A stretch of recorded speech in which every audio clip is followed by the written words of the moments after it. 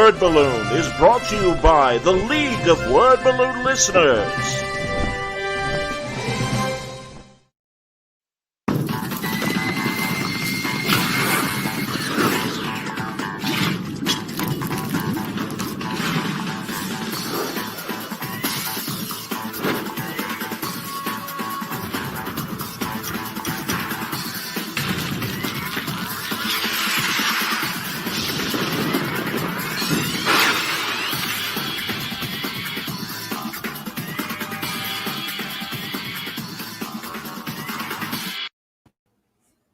Hi, everybody. Welcome back. It's Word Balloon, the comic book conversation show. John Suntress here. I am happy tonight to present a great interview that I did with Brian Volk Weis. You may not know the name, but you certainly know the body of work that Mr. Weis has accrued over the last couple of years. Brian created The Toys That Made Us, the amazing show on Netflix that is really a mini documentary about so many fantastic toys over the years, from Barbie to G.I. Joe, Transformers, the WWE wrestling toys, Hello Kitty, unbelievable stuff. Then he made The Movies That Made Us, another great show that really focused on some of our favorite films of the 80s, like Dirty Dancing, Die Hard, things like that. Then he created a toy store near you.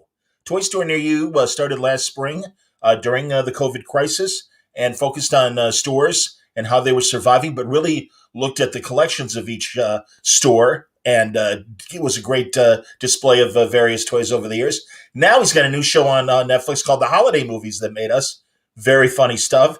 And he continues to produce great documentaries and stand-up specials through his company, Comedy Dynamics. Really, really neat stuff. I talked to Brian last week, and I'm presenting this conversation now. But I think you will enjoy it. I love talking to Brian. Among his specials that he's done over the years, he created something called Bill Hicks American. Bill Hicks was an incredible comedian that my generation loved in the 90s and late 80s, kind of the Lenny Bruce of our era. That's an incredible special that you can find on Amazon Prime. But Brian is here to talk about all those shows and more. A Toy Store Near You, its second season, will be debuting on Christmas Day. So really excited to present this conversation with Brian, talking about all those things and more. A great conversation. Here, everybody, is Brian Volk Weis on today's Word Balloon. I'm certainly happy to welcome Brian Volk Weis back to Word Balloon. Always great to talk to you, Brian. And as always, I marvel at all these different productions you've got running. Not only we're going to be talking about A Toy Store Near You, Season 2, that drops on Christmas Day on Amazon Prime, but also I've been watching on Netflix, and now along with The Toys That Made Us and The Movies That Made Us, the Holiday Movies That Made Us. If you don't mind, let's start there, because that's the show that's up and running right now. Let's do it. Excellent, man. Great stuff. I really love the Elf episode in particular. And Thank you. I'm glad that you haven't run out of fun movies to talk about and great behind-the-scenes stories. The good news is, when it comes to movies, we'll never run out. There's so many great films. People are always like, you should do this toy and that toy. And I'm like, yeah, 80 people played with those. I'm pretty sure we're not going to do that. But we don't have that problem with movies, even holiday movies. There's so many, and they're so beloved. So if these do well, hopefully there will be more. That's excellent, man. It's funny. You've jumped like another couple decades with the holiday movies that made us, and you're doing like Elf. That's, God, I can't believe that movie's 20 years old. It's crazy. Absolutely, man. But it's fun. I mean, I know with the movies that made us, you really were kind of hitting that sweet spot of the 80s. Yeah. And, the stuff that we grew up with and everything. So, how far back are you going to reach? I mean, you've done this one season now. Do you think you'll do more seasons of the holiday movies? Well, holiday movies, I don't know. I mean, it all depends on how these did. We have 10 episodes in production right now. And all of them, I think almost all of them are in the 80s. Two are in the 90s, and one is in the 70s. So yeah, we're still, the majority are in the 80s and in the 80s. That's cool. That's all right, man. Well, again, it's It's a great era, and certainly people grew up with the movies, but they don't know all these wonderful, alternate casting and how these movies are shopped around. And I mean, I don't know. I mean, I got to tell you, I'm a big TV and movie fan anyway, so I'm fascinated by these behind the scenes stories. And how has the reception been so far for the holiday? I mean, wonderful. Excellent. I mean, surreally wonderful. I mean, I've produced some stuff that was not very well liked, and I don't know. I think it's human nature, but maybe I'm just crazy. But I always expect it to be bad, and then I'm pretty shocked when it's not. So it's been absolutely wonderful. Well, it's been great to see that the format that you've established with the Toys That Made Us, the quick cuts, the soundbite drops of famous dialogue and stuff to kind of inform the narrative as you go along. It's always really great, and that's truly been the fun thing that anecdotally talking to coworkers and other friends and stuff that have discovered your shows. It's like, I don't remember documentaries being this funny. And it's like, yeah, man, the guy's got it. Well, I think, as you know, my background was in comedy.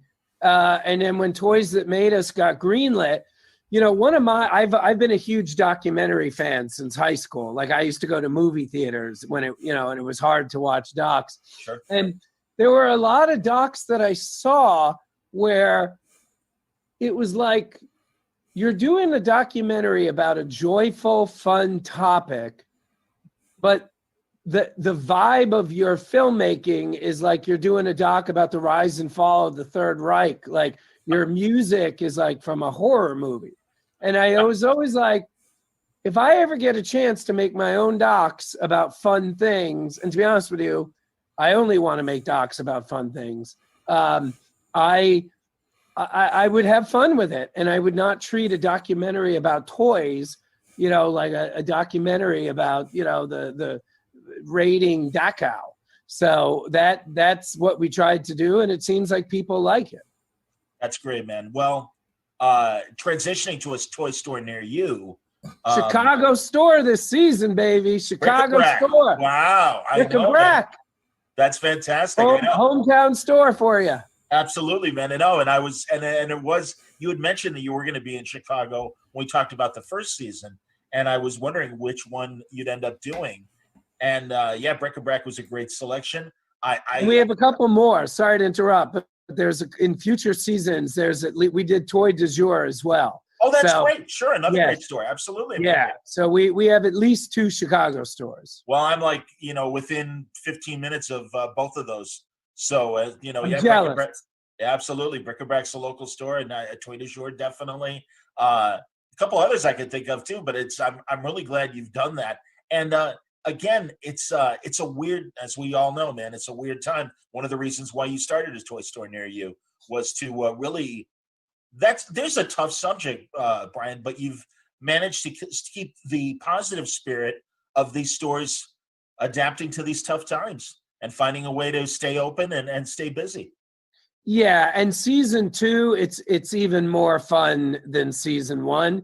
Season 1, I would say, was about 80% toys, 20% like 2020 coronavirus related stuff.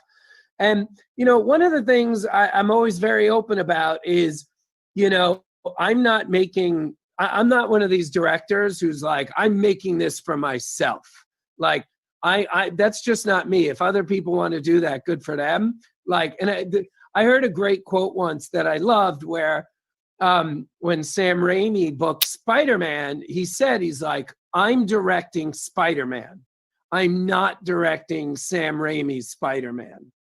And that's my rule of thumb. So on social media, we saw a lot of comments, and it was really interesting. They were like, I'm already depressed about COVID. I've already lost my job. I've already taken a pay cut. I was excited to see a show about toys. And then it was all about coronavirus and people crying. So we didn't eliminate that, but we've definitely, it's gone from 20 to 25%, maybe even 30% in season 1 to being about 5 to 10% in season 2. and we're much more focused on the toys and the toy stores themselves. I got to see the Super 7 episode of season 2 Great. in San Francisco, and I can attest to that. And also had no idea that beyond selling vintage toys, that they were creating their own toys. And that's fantastic. So funny. That cracks me up because I went in there the first time. I had been buying their stuff for 10 years, and I went into their store for the first time, probably only about 4 years ago. Okay. And I was shocked to see vintage toys. Like, I had no idea they sold vintage. I just knew their modern stuff. It's like people, every now and then I'll get a random thing on Facebook saying something like, Brian, I saw your name on a stand-up special. That was so random. And I'm like, you know, most people these days would find it very random. My name is on something other than a stand-up special. So yeah, it's funny you said that. I love that. Well, and also, are there 5 episodes of the new season? Yes. And it drops Christmas Day, Amazon Christmas Prime. Day. Now, Christmas Day. Season 1, you had it on a couple platforms. Is season 2 exclusively Amazon, or is it elsewhere? It's starting exclusively on Amazon and YouTube, and then 30 days later, it'll be everywhere else. Everywhere in quotes. Kind of everywhere but Netflix, but it'll be on Pluto and Tubi and you name it. Roku. Okay. Where all the kids go. This will sound like an old man for a minute. Well, and I wonder, so Brian, because people do love Toys That Made Us, and they love, those Netflix shows. Are you still making new stuff for the Netflix shows as well as these new Amazon and other ventures? All I can say about the Toys That Made Us, and I freely admit I'm dodging your question and being a little cheesy, but stay tuned. It took a while to come up with the perfect catchphrase that didn't get me in political trouble, but also didn't make me look like a jerk. And that's what I came up with. Stay tuned. Fair enough. And I know too, you've got other ideas in the works as well. Something we talked about on our last talk, and I'm assuming it's moved along in development, although I don't know with COVID, the stuff with Disney Plus, and you're going to be doing a series about the attractions, and I forget, Disney has a special name for the rides. Right. You got it. It's attractions. It is attractions. Okay. And you got a very high level producer that you're working with over there. Yeah, we're partnered with Dwayne Johnson, and that series, God willing, is coming out in Q1. Wow. Okay. Yeah. That's great, man. Yeah, we're there. That's excellent. And I was wondering, just in general, how much production you're able to do with the new restrictions or whatever. I mean, I'll tell you something that may blow your mind. Holiday movies that made us, Elf and Nightmare Before Christmas, were 100% shot with remote camera kits. We were mailing cameras in boxes with hard drive, lighting gear, microphone setup. So we'd ship these boxes by FedEx to the people. We would use Zoom to tell them how to set it up. Sure. And then I would do the interview by Zoom while they were looking at our cameras. Then they would pack it up, sanitize it, take out a FedEx label for the next interview, and ship it to the next interview. Wow. And that's how we did Movies That Made Us, the holiday edition. And then A Toy Store Near You is entirely shot by the owners themselves. We just edit it together and put on the music and stuff and then whatever. But they shot it themselves. I was going to get to that. You explained that about season 1 as well. Honestly, that's amazing. And also the level of trust to have this stuff. I mean, no one's going to do anything hinky on you, but still to have to go from subject to subject and send it further along. My God, man. I mean, really, I'm sure you never envisioned having to make television that way. No, nobody had. It's amazing. And we're doing a series right now two series just started production in the last 2 months or so. And we're still going to be using those remote kits. So it's not like even after COVID's over, Like, we'll still be using them. We'll go back to more traditional shooting, of course, but it's like we have a new paintbrush in our, drawer. So it helps us with budgets, and it helps us, like, sometimes there'll be somebody we want to talk to that lives like in a cabin in Montana, and we can't send a crew there. But now that we have these kits and we've built 8 of them, by the way, we have one stationed permanently in London now. So, like, we can now shoot in Europe whenever we need to. So it's a cool thing to have. And to your point, no, never in a million years do we think we would be doing this on January 1st, even February 1st. And did you have a European show in the first season? Or a British show in the first season? We had a British episode in the first season. But a lot of Nightmare Before Christmas, those people, for whatever reason, live in England.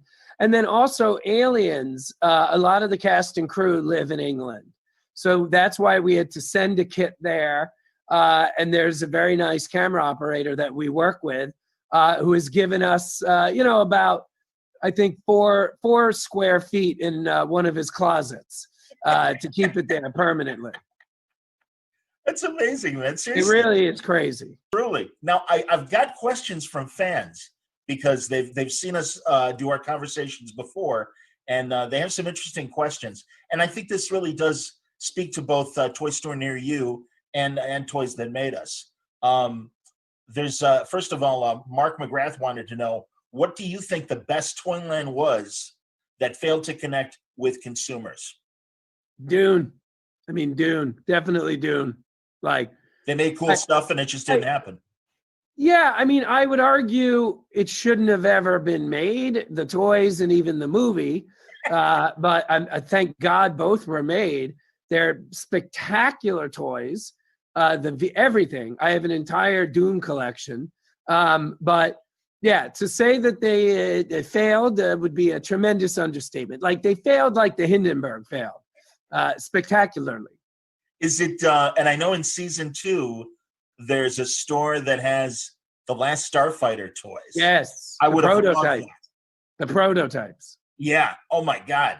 That's a shame that never came to market. I agree. One of my favorite bad movies ever.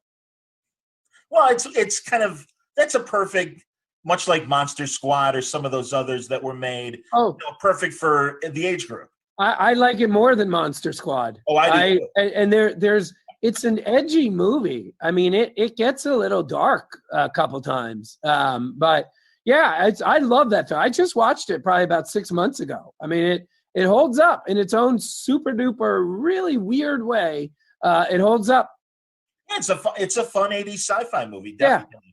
So no, and it's a great shame that they never made that sequel.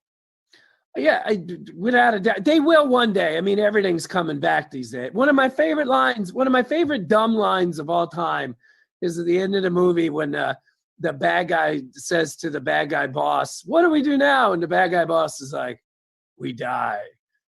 What a line. What a line. What a great line. This is great. Plus that helmet that has the little sunglass visor that for no reason. Like, it's just like literally no apparent reason. That thing's clicking on and off. It's just the best. When I wonder if you thought the same thing, and I know you're a massive Star Trek fan, when Deep Space Nine had the Jem'Hadar and they had their funky little headsets that had the eyepiece, immediately I thought of Last Starfighter. Which went away. I've never completely, it's like the Defiant came with this like Romulan regulated stealth technology with a Romulan, and then she was gone and the stealth was or the cloaking device. I'm like, what? That was kind of cool. I like the Romulan too. Where'd everybody go? That's a good point, man. Oh God, Brian, one day we will have that massive Star Trek conversation. We will. Truly. By the way, I got this since we last spoke. That's like that was one of my holy grails. Like, I had 4 holy grails. Now I have 3. Is that an AMT? What model enterprise? No. It's made by an incredibly bizarre company that doesn't exist anymore in Massachusetts called South Bend.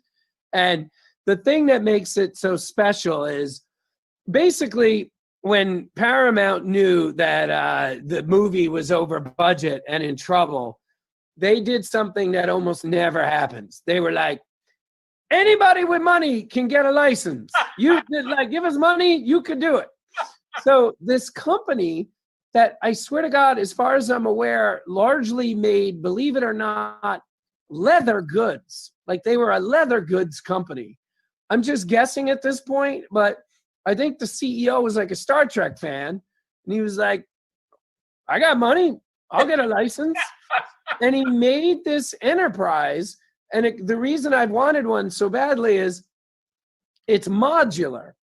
I would show it to you, except it's so delicate. Yeah, it has these slots. Just Google South Bend Enterprise. It has these slots, and you can literally plug the nacelles into the saucer section. Wow. You can plug them into the engineering drive. There's a picture on it.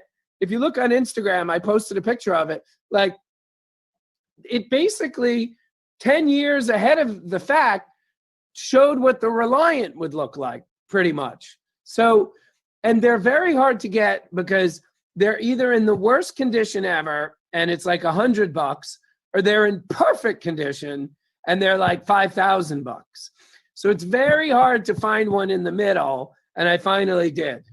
And is it made out of plastic, resin? What is it made out of? It's made out of plastic, and part of what's so great about this one is it's still white. That the plastic is very sensitive to light, and they turn yellow. Wow. So yeah, and I'm nervous. Even with it there exposed to no light, I'm nervous. But anyway, I understand. During these weird times, Brian, and I think it was after I spoke to you. I find myself buying Hot Wheels cars, but not anything collectible per se, like nothing hard to get. But I really wanted to get the ones that represented TV shows and film, and not just Hot Wheels specific, but those dimensions. So I found a lot of Johnny Lightning cars, things like that. And because I was a big Corgi guy, I love the Corgi cars. I can't afford the Corgi cars, but I can afford $20 and get the Smokey and the Bandit police car and the Trans Am. Over there, I have an entire shelf covered with cars, and it's just like you said. It's like most of them are either movie cars or just weird vehicles. Most of the weird ones I found in Japan. I've been very lucky up until this year. I've been to Japan like every year for like 5 years, and like they sell really weird cars. Like I'm looking at a couple now, like a truck with a shark in it, like a truck shaped like a cheeseburger, like just weird stuff like that. And so yeah, I'm all about the vehicles. That's awesome, man. That's hilarious. Let's see. Jermaine Exum says, "Is there a Toyland that means something to you, but simply not enough content to create a full episode, or one that has meaning for you, but would just be so gratuitous that Netflix could push back on the episode?" I'm not sure what that means. Yeah, I'm not sure what he means by gratuitous. But I mean, yes, there's the Mask. Everybody's like, you got to do Mask. You got to do Mask. I'm like, I would love to do Mask, but we probably are not doing Mask. And the reason is it was out for 3 years. It was a complete failure. It never worked.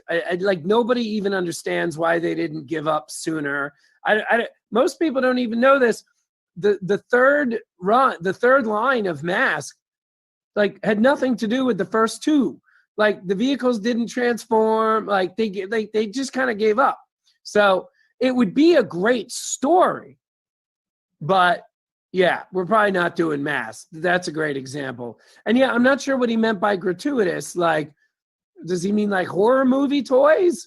Or does he mean a toy like that only I care about and Netflix would be like, why are we giving you money to do that? I think it's the latter, yeah. Yeah, then it would be Dune. I want to do Dune so badly.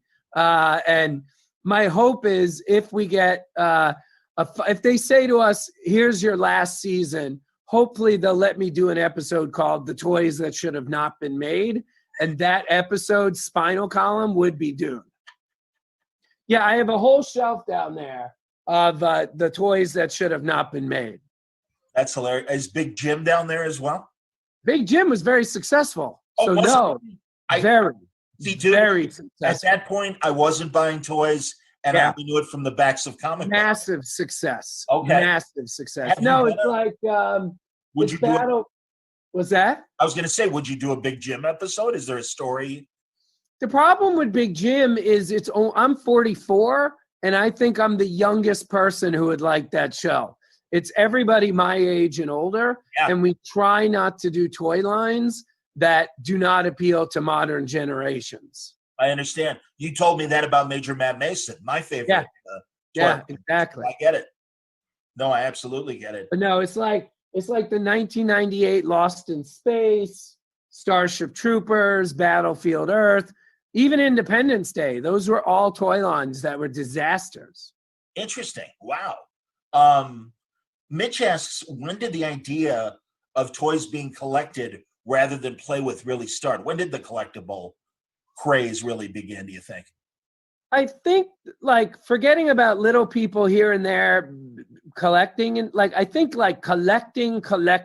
Yeah, with Like the way I collect now, yeah. I think that started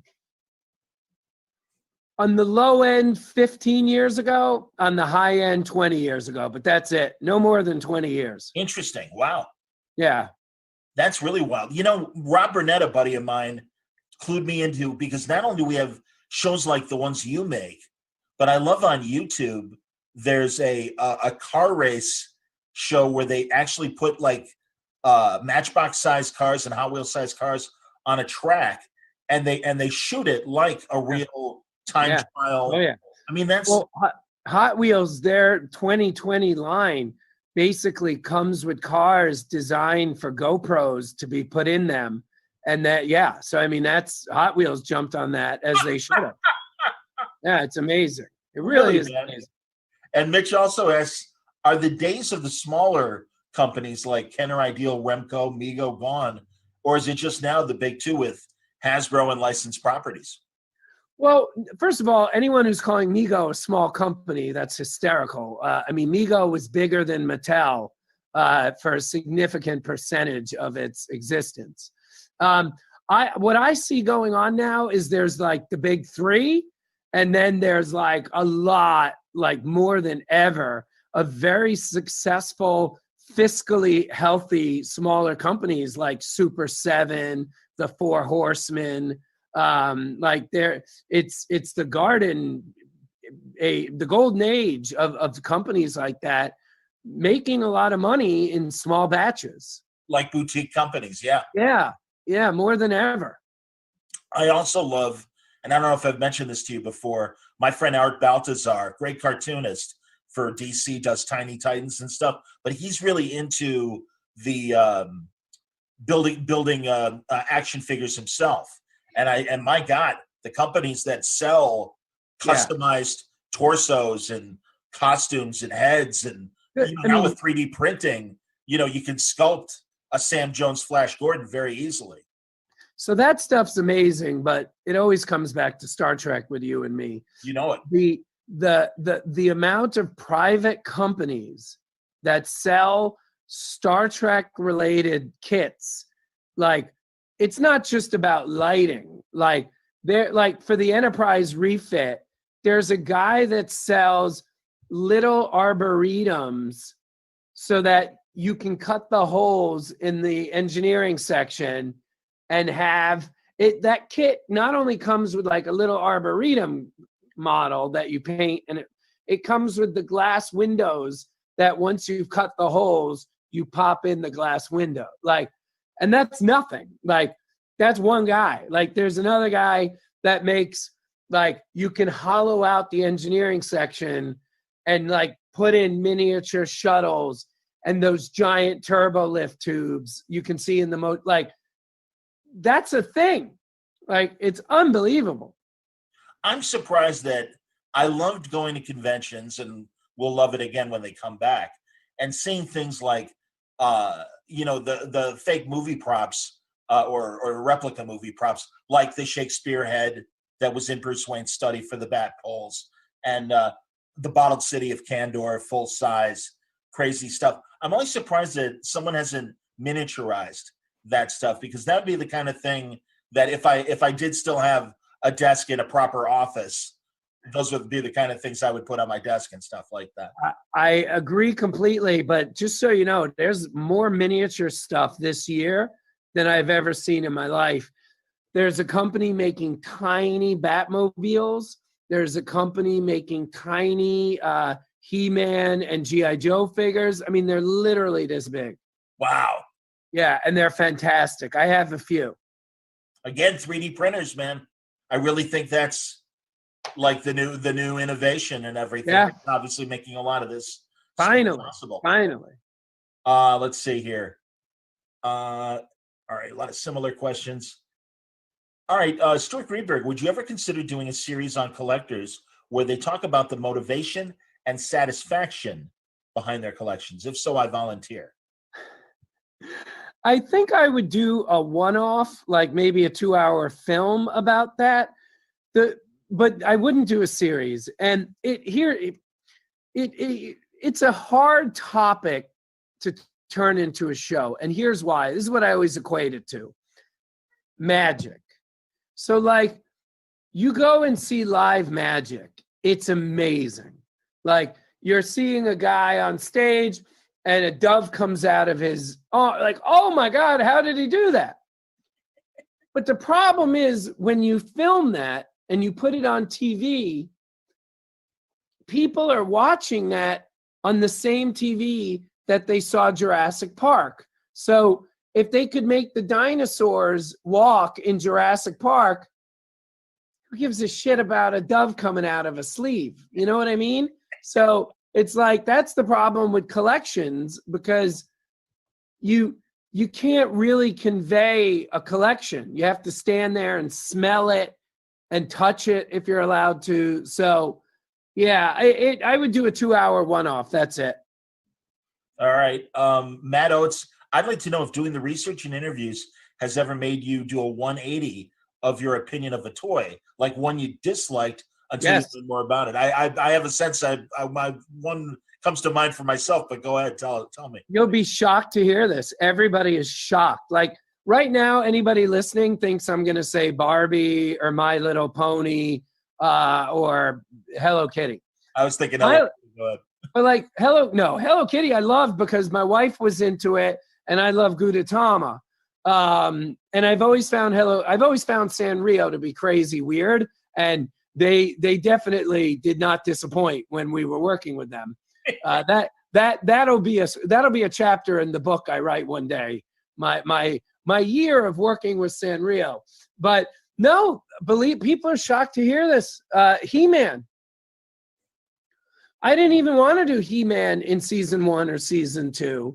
And everybody on the show kept telling me I was wrong. And finally, they wrote a 5-page memo explaining why we should do He-Man.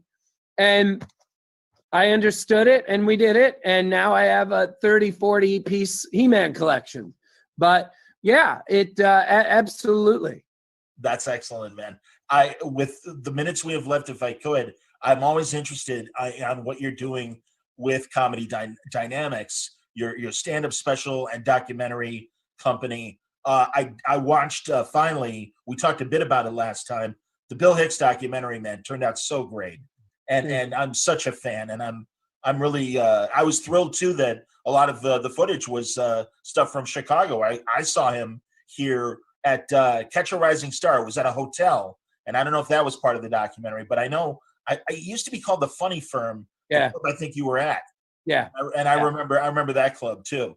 But so like really, when stand-up is on pause, and I really appreciate what the comedians have tried to do using this platform to perform, and they're really, they're shouting in a vacuum. I've heard Joe Rogan and Bill Burr kind of complain about it on their shows. So what's happening with stand-up during these weird times? Everybody's trying different things. Some of them work, some of them don't. When they work, you keep doing them. When they don't work, you stop. I feel awful for the comedians because a lot of people don't understand this, but for comedians, telling jokes is like for you and me, like breathing. Yeah. So like it's not literally like breathing, because obviously if we don't breathe, we die. And if you don't tell jokes, you don't die.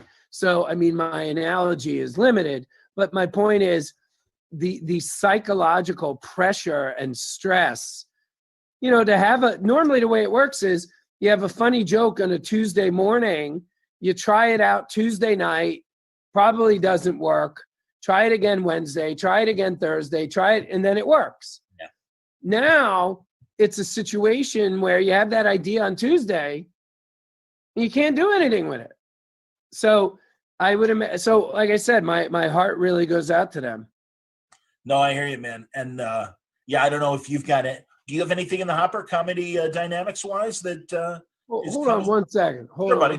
Grant, get away from there, please. Whoa, are you okay? Yeah. Oh my God. Well, you just gave me a heart attack. You all right? Yeah. You don't have to leave, but get away from there. So I have two things. This is related to the interview. The first is, it's my 5-year-old son. The first is, I'm like kind of mad at myself. I got a USS flag, and you know what that is? No. It's made by it's from the G.I. Joe toys. It's the biggest production toy ever. It's 7.5 feet long. So I got one, and it's over there in 3 gigantic boxes.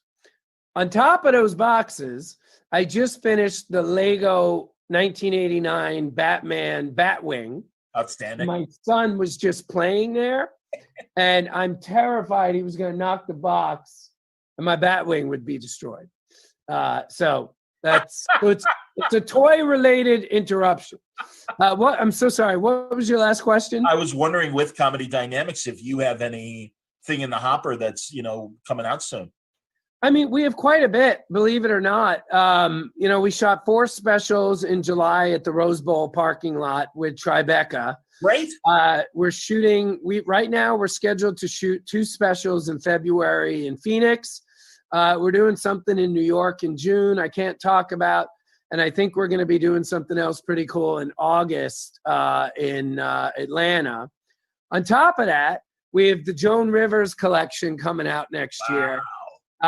We're doing a huge project with Eddie Izzard right now. Great. And we have a fair amount of really cool stuff coming out next year. And admittedly, a lot of what we're doing is in reaction to COVID. Don't get me wrong, but we would have done Joan Rivers no matter what. But so we've dug deep, and I think we're going to be bringing some pretty cool stuff to market next year. That's beautiful, man. That's excellent. And yeah, the Disney show coming in Q1, that's amazing too. And it's basically for the Disney show and the attractions, things like the Haunted Mansion and Pirates of the Caribbean. Yeah, exactly. Small World, I would imagine, Yeah, you nailed it. It's like you've seen our rough cuts. You've got 3 of the episodes right there. And we will have at least 2 more seasons of A Toy Store Near You next year, at least 2. That's great, man. Yeah, we're in post pretty deep on season 3 right now. Wow. And like I said, I would love to do 3 seasons, but my head of production will kill me. But yeah, we'll get at least 2 out next year. That's great, man. Well, season 2 drops on Christmas Day. You can watch season 1 now on Amazon and YouTube, and like you said, the other platforms as well. Are you still on Stir as well as Pluto? Yeah, absolutely. Okay. It's literally at least 50 platforms, of which I know, I think 5. But yeah, it's everywhere. That's great, man. And truly, holidays movies that made us up and running on Netflix. Great way to, if you're tired of the movies, you won't be tired of hearing the stories about the movies, because there's a lot of great entertainment in that new series as well. And yeah, man, I look forward. Hopefully, next time we talk, you'll be able to tell us more of where things lie with the other companies that you work with. So, I would love that very much. This is always fun. Truly, Brian, I'm always pleased to talk to you. Thank you for sharing, and it's always entertaining. So continued success. I mean, truly, man, I think you're a great inspiration for media people that are making it happen during these weird times and still coming out with great entertainment. And I know all of us shut-ins appreciate what you're doing. So You're very kind, John. And like I said, this is always a lot of fun chatting with you. all right, there we go. Brian Volk Weis and the shows that made us, whether it's the toys that made us, the movies that made us, the holidays movies that made us.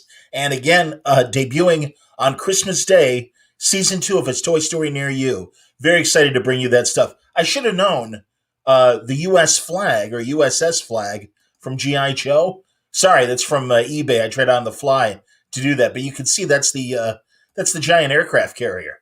I've seen that at shows. I've seen that at conventions. Pretty neat stuff, man.